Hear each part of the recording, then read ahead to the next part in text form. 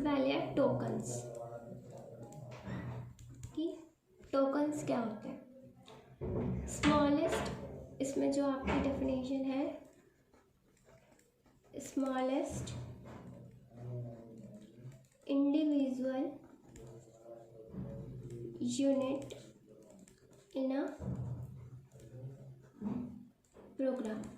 अब smallest individual unit का मतलब क्या होता है, जैसे मैंने लास्ट क्लास में बताया था आपको कि हम क्या करते हैं, एक वेरिएबल लेते हैं, उसमें कोई वैल्यू असाइन कर देते हैं। ए क्या है हमारा, एक वेरिएबल है, ये खुद में क्या है, कंप्लीट है। अगर हम कोई वर्ड ले रहे हैं सम, तो ये वर्ड क्या है, खुद में कंप्लीट है। तो एक सबसे छोटी यूनिट प्रोग्राम के अंदर जो हम यूज़ करते हैं, एक वर्ड, चाहे वो वेरिएबल हो, चाहे वो क्लास हो, चाहे वो फंक्शन हो, चाहे वो आइडेंटिफायर हो, कुछ भी हो, चाहे वो कीवर्ड्स हो हमारे, वो एक वर्ड, मतलब एक वर्ड जो अपने में खुद में कंप्लीट है, उसे किसी और की नीड नहीं है अपनी एक्सप्लेनेशन के लिए।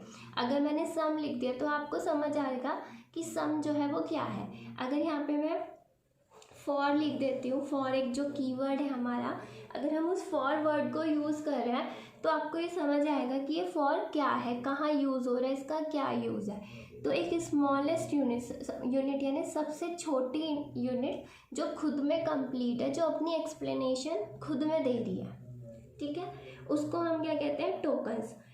टोकन्स जो होते हैं वो हमारे कौन कौन से होते हैं, कीवर्ड्स, कीवर्ड हमारे टोकन्स है। कल मैंने लास्ट क्लास में बताया था कि कीवर्ड्स क्या होते हैं, रिजर्व वर्ड्स जो होते हैं।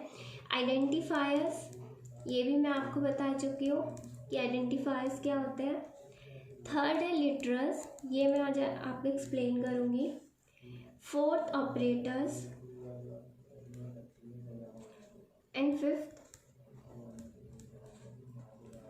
पंचुएटर्स। ये पंचुएटर्स क्या है, पंचुएशन मार्क्स जो होते हैं वो।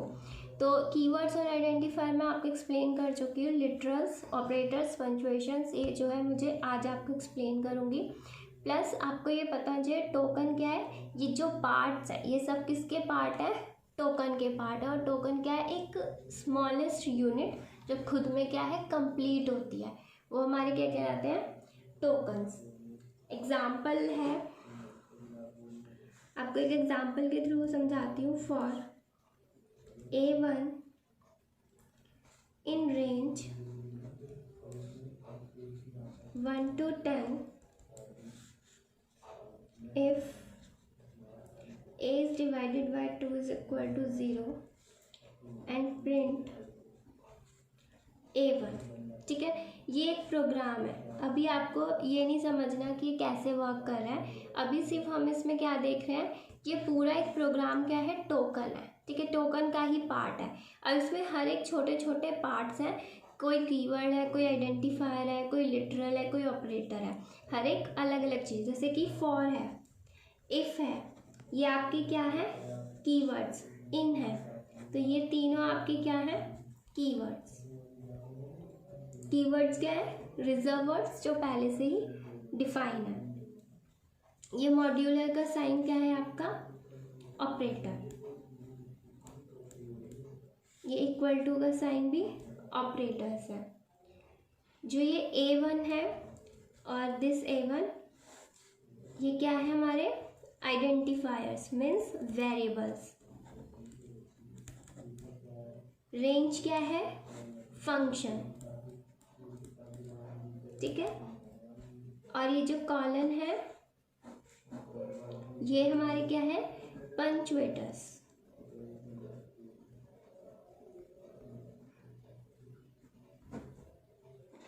ठीक है, तो ये एग्जांपल सिर्फ इसलिए दिया है जिससे कि आपको पता चल जाए कि एक प्रोग्राम के अंदर बहुत सारे कीवर्ड्स होते हैं, आइडेंटिफायर होते हैं। मीन्स क्या है कि कोई प्रोग्राम अगर हम बनाते हैं तो वो इन सब का ही कॉम्बिनेशंस होता है, वो सब उसमें क्या होते हैं, टोकन्स ही होते हैं, बस उन टोकन्स के नेम डिफरेंट डिफरेंट होते हैं। ठीक है, तो सबसे पहले कीवर्ड्स है और आइडेंटिफायर्स है, ये मैं कल एक्सप्लेन कर चुकी हूँ। आज आपको करवाने हैं लिटरल्स। The third point है this।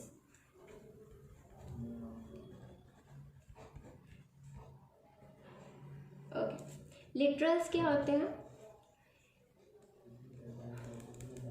Literals are data items that have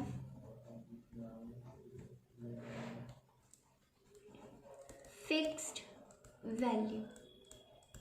ये वर्ड मैंने कल भी यूज़ किया था, कांस्टेंट वर्ड एक था वो यूज़ किया था। तो लिटरल्स क्या होते हैं? लिटरल्स ऐसे आइटम या डेटा आइटम्स होते हैं, ऐसे वेरिएबल्स होते हैं जहाँ पे आप क्या करते हो, वैल्यू को क्या कर देते हो, फिक्स कर देते हो। ठीक है, यानी कि जैसे a इज इक्वल टू 10 हमने इस प्रोग्राम में दिया था, तो a इज इक्वल टू 10 का मीनिंग क्या है कि हमने एक वेरिएबल लिया है, एक आइडेंटिफाई लिया है a, उसकी वैल्यू हमने फिक्स कर दी है 10। तो ये क्या बन गया है? लिटरल। तो लिटरल्स क्या होते हैं? जहाँ पे हमारी वैल्यू फिक्स हो जाती है, हम आगे प्रोग्राम में उस वैल्यू को चेंज नहीं कर सकते। ठीक है, तो वो हमारे कहलाते हैं लिटरल्स। अब लिटरल्स में जो फर्स्ट टाइप है इसका, वो है आपका स्ट्रिंग लिटरल। स्ट्रिंग लिटरल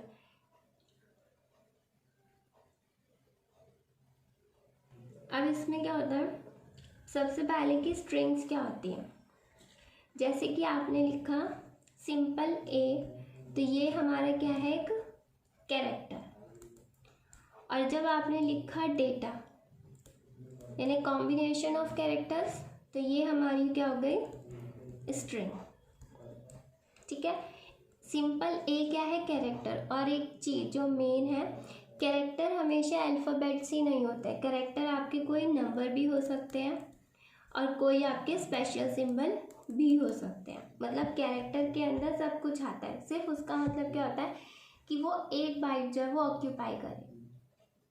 ठीक है, तो कैरेक्टर्स क्या होते हैं, आपके अल्फ़ाबेट्स भी हो सकते हैं, पाइथन में नंबर्स भी हो सकते हैं और आपके स्पेशल सिंबल भी हो सकते हैं। सब आपके कैरेक्टर कहलाएंगे, लेकिन वो सिर्फ क्या करते हैं, एक बाइट लेते हैं, स्पेस जो लेते हैं। और स्ट्रिंग क्या है, जैसे आपने पूरा नेम दे दिया डेटा, जैसे लिटरल्स ये स्ट्रिंग है, आर ये स्ट्रिंग है, डेटा ये भी स्ट्रिंग है, या पूरा ये सेंटेंस भी हमारा स्ट्रिंग ही कहलाएगा। ठीक है, तो आप स्ट्रिंग को कैसे करोगे स्ट्रिंग लिटरल में? जैसे कि आपने कोई एग्जांपल ले लिया, text1 इज इक्वल टू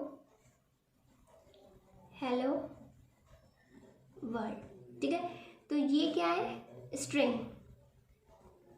और ये क्या है, वेरिएबल। अब हमने क्या करा है, इस स्ट्रिंग को, जो ये हेलो वर्ल्ड स्ट्रिंग है, अब ये कैसे आइडेंटिफाई होगा कि ये स्ट्रिंग है? अगर मैं यहाँ पे लिख दूँ for example text1 is equal to 4 5 6 और इसको मैं लिख दूँ डबल कोट्स में, तो ये भी क्या है, स्ट्रिंग है। यहाँ पे हमने यूज़ तो नंबर करे हैं, बट हमने ये जो डबल कोट का साइन लगाया ना, इस डबल कोट्स के साइन से ये आइडेंटिफाई हो जाता है कि ये क्या है, स्ट्रिंग है। अगर आप सिंगल कोट भी लगाओगे तो भी स्ट्रिंग है, ये मैं आगे आपको बताऊंगी। ठीक है, तो जो ये डबल कोट्स होते हैं, इसी से आइडेंटिफाई होगा कि आपने वेरिएबल के अंदर कौन सी वैल्यू, किस टाइप की वैल्यू स्टोर करी है, स्ट्रिंग टाइप की वैल्यू।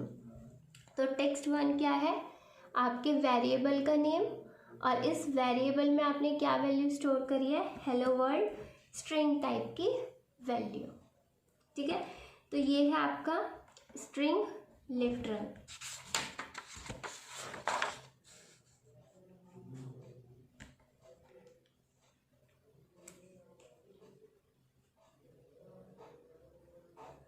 नेक्स्ट है आपका second, numeric literal. Numeric literal में क्या होता है, यहाँ पे आपकी जो वैल्यूज स्टोर होती हैं वो कैसी होती है, नंबर्स की फॉर्म में, यानी 0 to 9।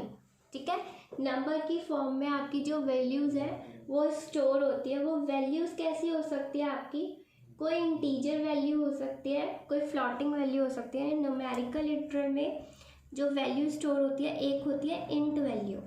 ठीक है, इंट में कैसी होती है, जैसे कि 0 to 9 कोई भी वैल्यू हो सकती है, कोई कॉम्बिनेशन 9 6 7, ये भी क्या है, आपकी इंटीजर वैल्यू होती है। और पाइथन के अंदर इंट के अंदर जो रेंज आती है वो -2 पॉजिटिव, सारी वैल्यूज़ आती है, यानी -967 भी आपका इंटीजर है और +967 भी आपका इंटीजर ही है। कोई साइंड इंट या अनसाइंड इंट करके कोई डेटा टाइप अलग से नहीं होता है, ठीक है।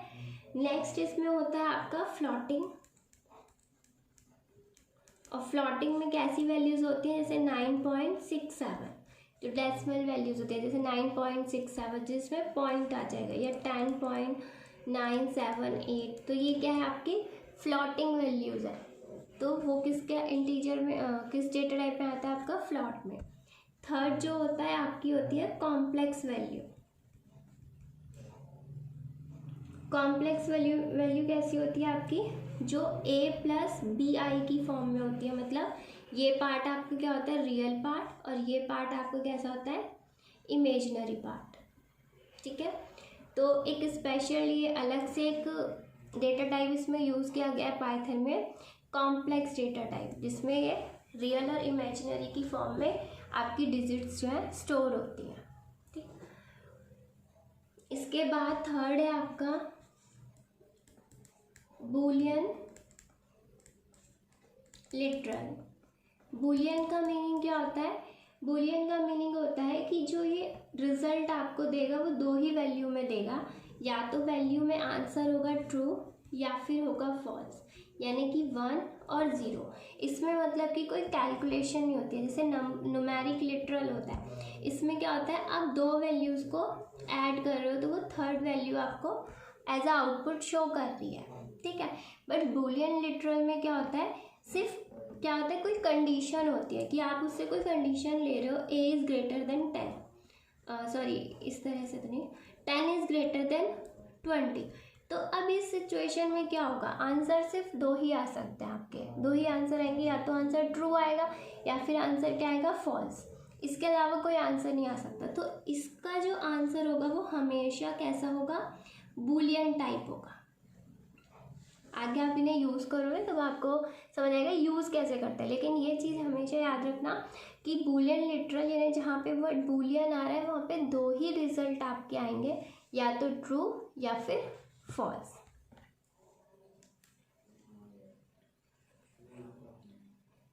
नेक्स्ट है आपका कुछ आपके स्पेशल लिटरल्स होते हैं, जैसे कि लिस्ट है, डिक्शनरी है, सेट्स हैं, वो आप आगे पढ़ोगे, ठीक है। अभी सिर्फ इतना, ये 3 टाइप्स आपके लिटरल्स के हैं। उसके बाद आपके आते हैं ऑपरेटर्स, कि ऑपरेटर्स क्या होते हैं।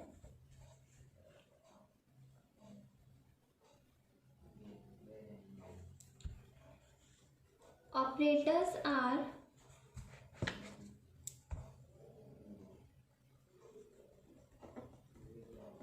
tokens that trigger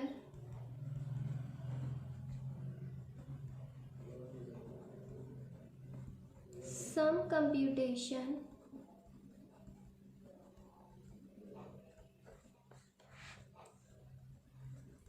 या action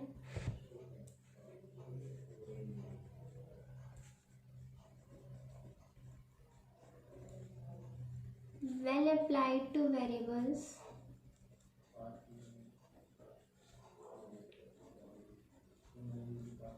and other objects in an expression. Okay. तो ऑपरेटर्स क्या होते हैं कि कोई ऐसा कोई मतलब एक्शन परफॉर्म होना, जैसे कि आपने लिखा फॉर एग्जांपल 30 × 2, तो इसमें क्या होगा, कोई ना कोई कंप्यूटेशन हो रहा है, यानी कि कोई ना कोई प्रोसेसिंग हो रही है, कुछ अलग रिजल्ट आ रहा है। आपने लिखा a × b, तो a × b जब परफॉर्म होगा तो जो वैल्यू a में और जो वैल्यू b में स्टोर है, उन दोनों के बीच में कोई ना कोई एक्शन परफॉर्म हो रहा है, कोई ना कोई ऑपरेशन परफॉर्म हो रहा है, और उसके बाद कोई रिजल्ट आ रहा है, तो वो हमारे क्या कहलाते हैं, ऑपरेटर्स। तो ऑपरेटर क्या हुआ हमारा, इनटू का साइन, या आपने लिखा a + b, तो ऑपरेटर क्या है, प्लस a / b, तो ऑपरेटर क्या है, डिवाइड का साइन।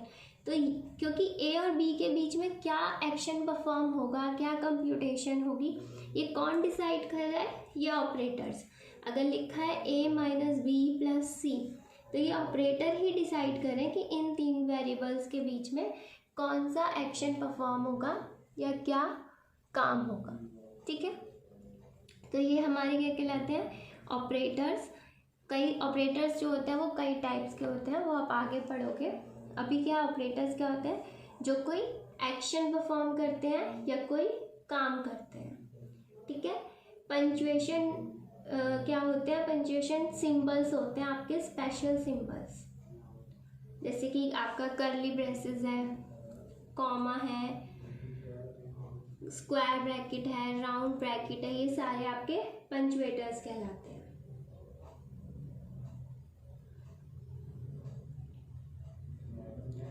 कमेंट्स, स्टेटमेंट्स और एक्सप्रेशंस आपके हो चुके हैं। अब नेक्स्ट है आपका variables and assignments. Okay, next जो टॉपिक है आपका वो है वेरिएबल्स एंड असाइनमेंट्स। तो वेरिएबल्स क्या होते हैं,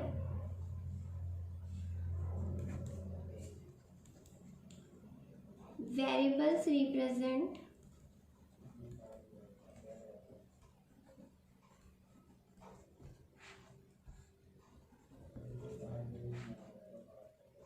labeled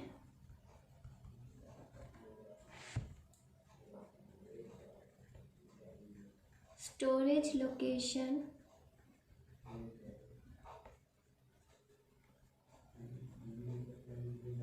whose values can be manipulated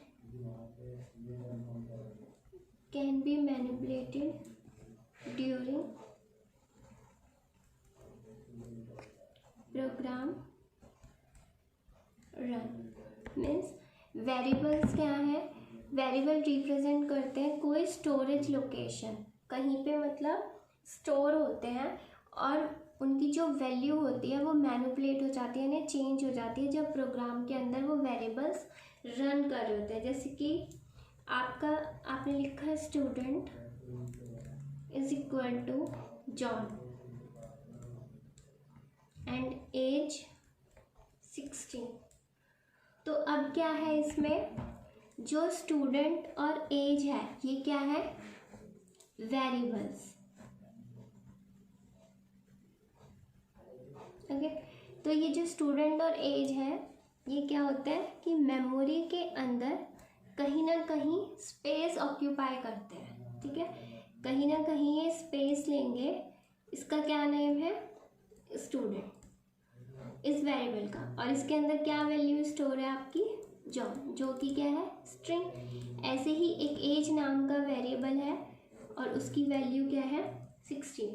तो वेरिएबल्स क्या करते हैं, वेरिएबल्स मेमोरी के अंदर जब प्रोग्राम हमारा रन होता है तो उस टाइम पे ये वेरिएबल्स मेमोरी के अंदर कोई ना कोई स्पेस ऑक्यूपाई करते हैं, कोई ना कोई स्पेस लेते हैं, जगह लेते हैं।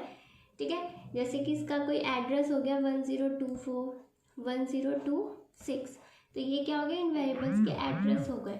अगर हमें ये वैल्यू एक्सेस करनी है तो हम क्या करेंगे, हम इस वेरिएबल के नेम की हेल्प से वैल्यू एक्सेस करते हैं, लेकिन अगर देखा जाए तो इस एड्रेस की हेल्प से ही ये वैल्यू एक्सेस हो रही होती है। ठीक है, तो क्या कहते हैं, वेरिएबल्स के अंदर जो वैल्यू स्टोर होती है, ये तो यहाँ पे तो ऐसी वैल्यू है जिसे हम मैनिपुलेट नहीं कर रहे हैं, लेकिन अगर यहाँ पे हम ले a is equal to 30 and b is equal to 60 और फिर हम क्या करवाएं, इसको प्लस करें, तो अब क्या होगा, इन वैल्यूज़ के ऊपर क्या होगा, मैनिपुलेशन होगा, कोई ना कोई चेंज होगा, ये दोनों ऐड हो जाएंगी और कोई थर्ड वैल्यू जनरेट होगी। ठीक है, तो वेरिएबल्स क्या होते हैं, जिनके वैल्यूज़ के ऊपर कोई ना कोई मैनिपुलेशन होता है जब हमारा प्रोग्राम रन कर रहा होता है। तो ये तो हमारे होते हैं वेरिएबल्स।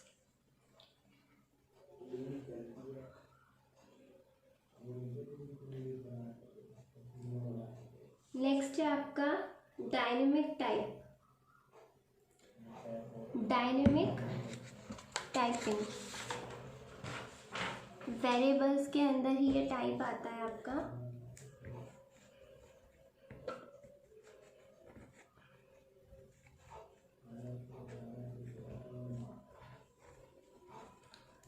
डायनेमिक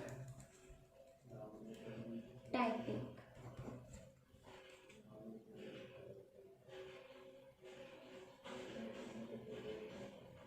जैसे कि आपके पास एक प्रोग्राम है, for example x is equal to 10, print x and x is equal to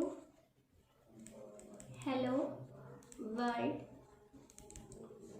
and print x। ठीक है, तो क्या होगा कि पहले तो वैल्यू x की कितनी है 10, x की वैल्यू 10 है और फिर आपने करा प्रिंट x, तो आपने x की वैल्यू प्रिंट करवाई, तो आपका आउटपुट क्या आएगा 10। और उसके बाद सेम वेरिएबल का नेम है, यहाँ x इज 10 है, x इज हेलो वर्ल्ड, तो अब क्या प्रिंट होगा हेलो वर्ल्ड। और अगर इसके बाद आप दोबारा करते हो प्रिंट x, तो फिर से क्या प्रिंट होगा आपका हेलो वर्ल्ड। तो यहाँ पे क्या हुआ है कि वेरिएबल की वैल्यू आपकी चेंज हो गई है। ठीक है, तो डायनेमिक टाइप में यही होता है कि रन टाइम पे आपकी वैल्यू जो है वो चेंज हो जाती है, और एक बार जो वैल्यू चेंज हो जाती है तो वो क्या करता है, चेंज वैल्यू को ही स्टोर करता है। ऐसा नहीं है कि अगर आपने अब प्रिंट x करा तो आपकी वैल्यू वो 10 प्रिंट होगी, नहीं, क्योंकि पहले आपने 10 स्टोर किया था। तो अगर आपको लगता है कि 10 प्रिंट होगा तो 10 प्रिंट नहीं होगा, हेलो वर्ल्ड प्रिंट होगा। क्यों? क्योंकि x की वैल्यू क्या थी, पहले 10 थी और फिर अब क्या हो गई हेलो वर्ल्ड। तो ये हमारी डायनेमिक टाइपिंग होती है जिसमें हमारी वैल्यू क्या होती है, चेंज हो जाती है। और पाइथन के अंदर यही डायनेमिक टाइपिंग ही होती है। एक होती है आपकी स्टैटिक टाइपिंग जिसमें कि वैल्यू चेंज नहीं होती है। ठीक है, कि जो फर्स्ट वैल्यू है वही स्टोर रहेगी और वो बार बार उसे ही शो करेगा। लेकिन स्टैटिक टाइपिंग जो होती है वो पाइथन में नहीं होती है। पाइथन के अंदर कैसी होती है आपकी डायनेमिक टाइपिंग।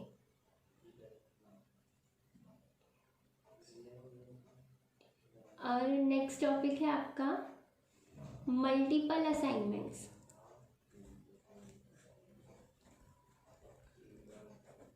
मल्टीपल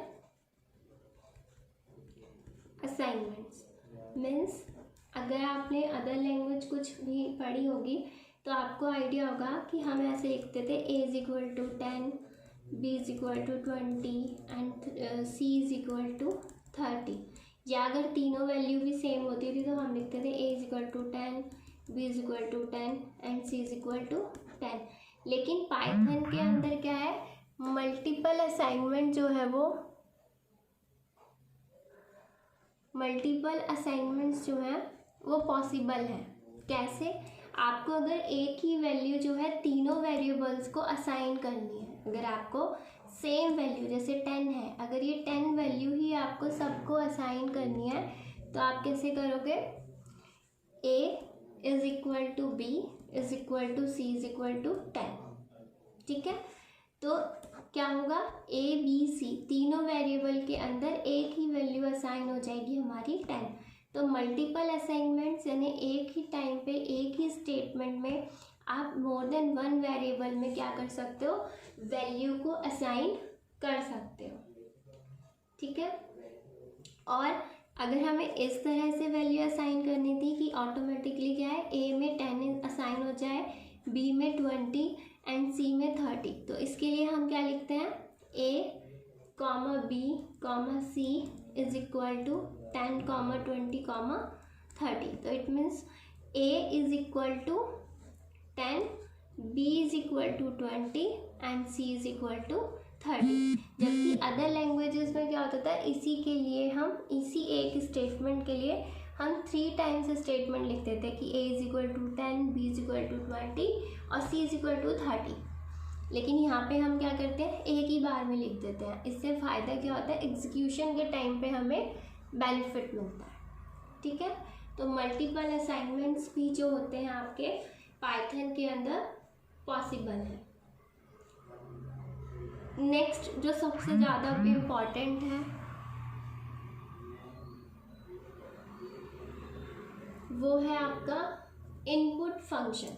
ठीक है, ये जो फंक्शन है इनपुट फंक्शन, ये आपका सबसे ज़्यादा इम्पॉर्टेंट फंक्शन है क्योंकि प्रोग्रामिंग में ये आपकी बहुत हेल्प करता है। ठीक है, तो बहुत सिंपल सा है बट समझना जरूरी है कि इनपुट फंक्शन क्या करता है। To get input from user,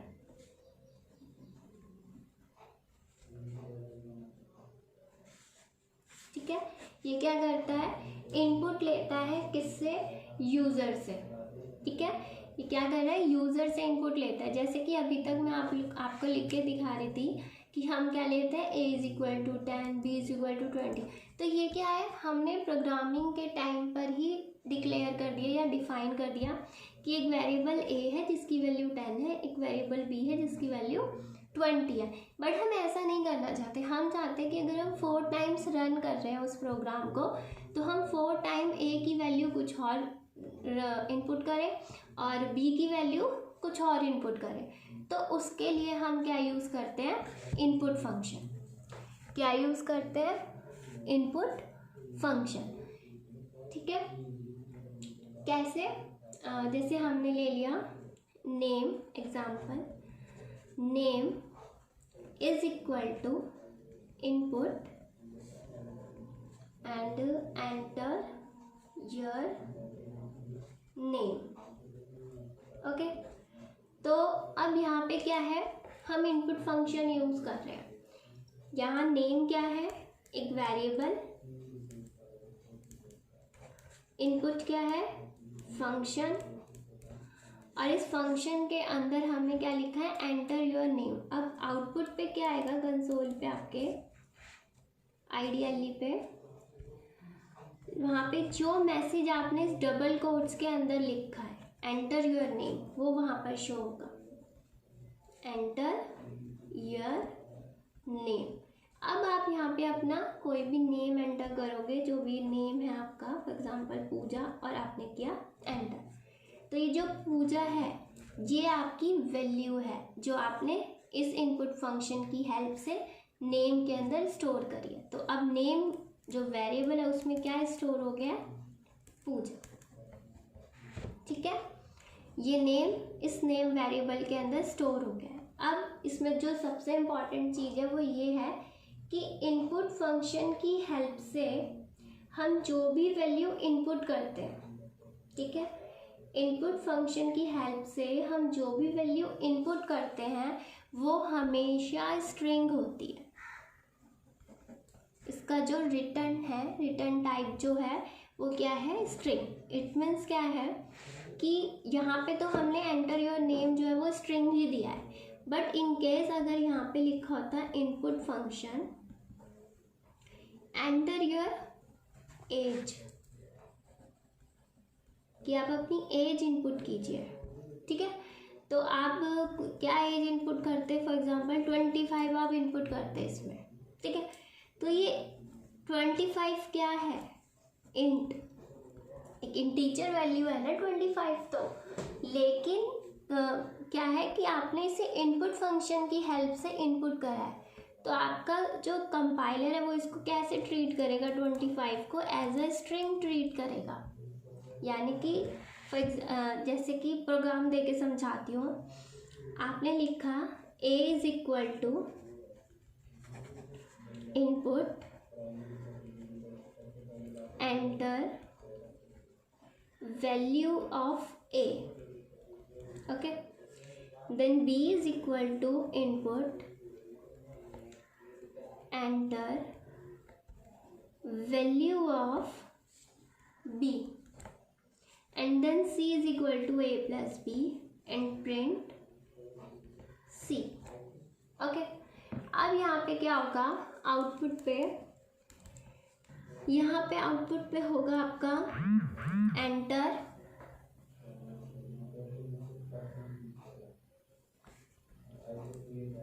value of ए। तो आप वैल्यू ए की इनपुट कर दोगे, फॉर एग्जांपल 30।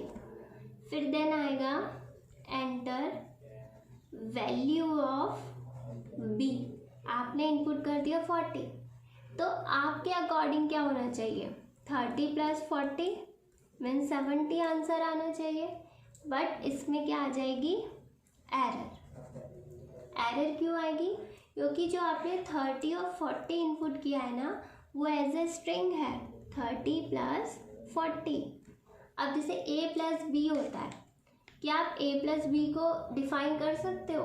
क्या a b को ऐड करके आप कोई नंबर दे सकते हो, या आप e n को ऐड करके कोई नंबर दे सकते हो? नहीं। अब इस टाइम पे कंपाइलर के लिए जो 30 और 40 है ना, ये स्ट्रिंग है, मतलब कि ये कोई अल्फ़ाबेट्स हैं, और ये इन अल्फ़ाबेट्स को टोटल नहीं कर सकता, ऐड नहीं कर सकता है, इसलिए वो एरर शो करेगा। क्योंकि जो इनपुट फंक्शन होता है वो हमेशा वैल्यू को एज अ स्ट्रिंग ही रिटर्न करेगा, चाहे आप 30 40 इनपुट करो, चाहे आप 30.10 + 40.20 इनपुट करोगे, तब भी ये स्ट्रिंग ही है, ये इनको ऐड नहीं कर सकता, इनके अंदर सम नहीं कर सकता है। तो हमें सम करने के लिए हम क्या करते हैं, इसको कन्वर्ट करेंगे स्ट्रिंग वैल्यू को इंट वैल्यू में। ठीक है, हम क्या करेंगे, जो हमारी स्ट्रिंग है वैल्यू, हम इसको इंट वैल्यू के अंदर कन्वर्ट करेंगे। जैसे कि आपने लिखा है a = input enter value of a। तो यहाँ पे जो आप इनपुट करोगे वो तो एज ए स्ट्रिंग इनपुट होगा, तो अब आप इससे पहले लिख दोगे इंट। तो जो भी वैल्यू 30 आपने स्ट्रिंग में इनपुट करी है, वो आपकी किस में कन्वर्ट हो जाएगी, इंटीजर वैल्यू में 30, और a के अंदर वैल्यू स्टोर हो जाएगी आपकी 30। ठीक है, तो इनपुट फंक्शन, ये आप हमेशा याद रखना कि जो इनपुट फंक्शन होता है वो एक तो यूज़र से इनपुट लेने के लिए होता है, लेकिन जो वो इनपुट लेता है ना यूज़र से, input function,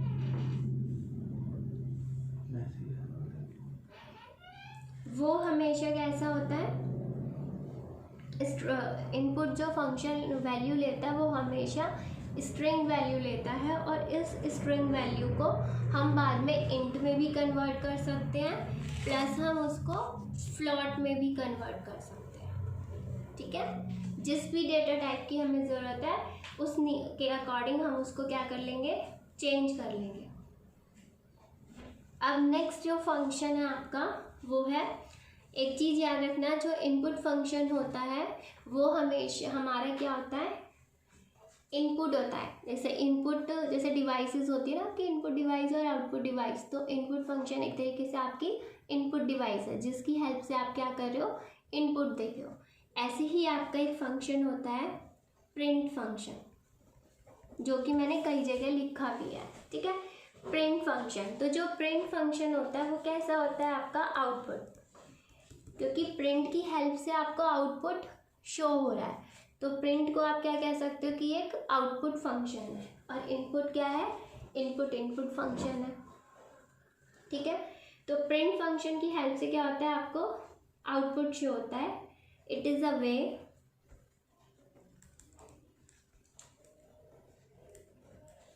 to send output to standard output device।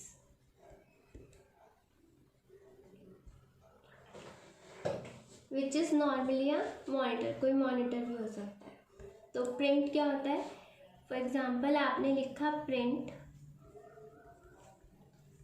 Hello, तो इसका आउटपुट क्या आएगा, सिंपली हेलो, जो आपने इसके अंदर प्रिंट करा है। या आपने लिखा प्रिंट 10.9, तो इसका आउटपुट क्या आएगा, 10.9। यहाँ पे देखो मैंने डबल कोट्स लिखा है, यहाँ पे विदाउट डबल कोट्स लिखा है, क्योंकि यहाँ पे ये नंबर है, तो नंबर के लिए हमें डबल कोट्स यूज़ करने की कोई नीड नहीं है।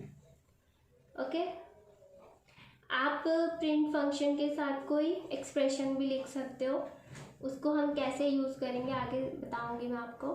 जैसे जैसे प्रोग्राम्स आएंगे तब आपको क्लियर होता चलेगा। अगर हम ये लिखते हैं प्रिंट डबल कोट्स में माई नेम इज अमित, तो इसका आउटपुट क्या आएगा, माई नेम इज अमित, जो कि डबल कोट्स में है, वो सारा कंटेंट ये शो कर देगा। ठीक है। एक चीज़ और, अगर हम इसी के साथ आगे कंटिन्यू करके लिखेंगे comma SEP is equal to dot dot dot, तो ये हमारा क्या होता है, ये होता है सेपरेटर। ठीक है। सेपरेटर का मीनिंग क्या है कि हम इन वर्ड्स को, जो हमने ये स्ट्रिंग ली है, हम इन स्ट्रिंग्स को किसकी हेल्प से सेपरेट कर रहे हैं, इनके अंदर जो हम डिफरेंस दे रहे हैं वो किसकी हेल्प से दे रहे हैं, उसके लिए हम क्या यूज़ कर रहे हैं। तो उसके लिए हम, अगर हम यहाँ लिखते हैं 3 डॉट्स लिखे हैं, तो इसका आउटपुट आएगा माई 3 times dots name 3 time dots is 3 time dots and Amit, क्योंकि हम सेपरेट किससे कर रहे हैं, 3 डॉट से। अगर यहाँ पे हम लिख देते हैं separator is equal to space, कुछ भी स्पेस देके हमने सिंगल कोट से क्लोज कर दिया, तो इनके बीच में क्या आ जाएगा, स्पेस। अगर यहाँ पे लिख देते हैं SEP is equal to dot single dot या कॉमा, इनकेस अगर कॉमा चाहते हैं हम लिख करते हैं यहाँ कॉमा, तो इनके सबके बीच में क्या आ जाएगा स्ट्रिंग के, माई नेम इज अमित। तो ये क्या है, सेपरेटर, जिसकी हेल्प से हम क्या कर रहे हैं, इन सब स्ट्रिंग्स को सेपरेट कर रहे हैं। ओके।